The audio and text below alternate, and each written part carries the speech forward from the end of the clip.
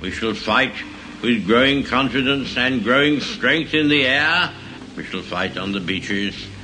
We shall fight on the landing grounds. We shall fight in the fields.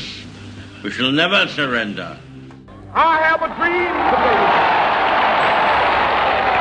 Let freedom ring from every hill and molehill of Mississippi, from every mountainside. When we let it ring from every village and every hamlet, from every state and every city, we will be able to speed up that day when all of God's children, black men and white men, Jews and Gentiles, Protestants and Catholics, will be able to join hands and sing in the words of the old Negro spiritual, free at last, free at last, thank God Almighty, we are free at last.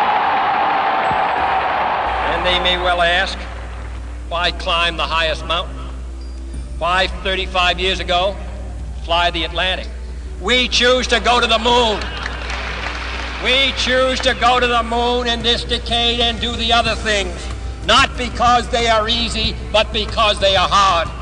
I greet you all in the name of peace, democracy, and freedom for all.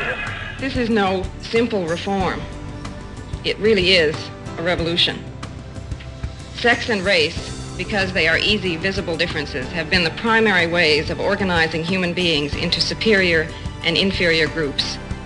We are talking about a society in which there will be no roles other than those chosen or those earned. We are really talking about humanism. The idea that anything is possible. We can be the first generation that says no to stupid poverty. This is not about charity in the end, is it? It's about justice. 6,500 Africans are still dying every day of a preventable, treatable disease. For lack of drugs, we can buy in any drugstore. This is not about charity.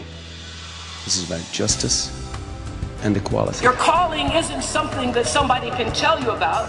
It's what you feel. It is a part of your life force. It is the thing that gives you juice. And always take a stand for yourself, your values. You're defined by what you stand for. Honor your calling. Don't worry about how successful you will be. Don't worry about it. Focus on how significant you can be in service, and the success will take care of itself.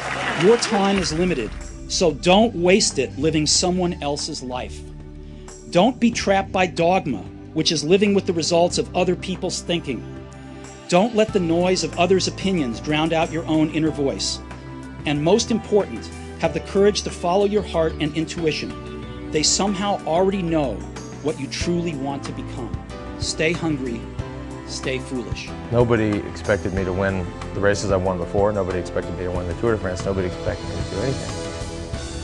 I had nothing to lose. What we're facing now is a crisis that is by far the most serious we've ever faced.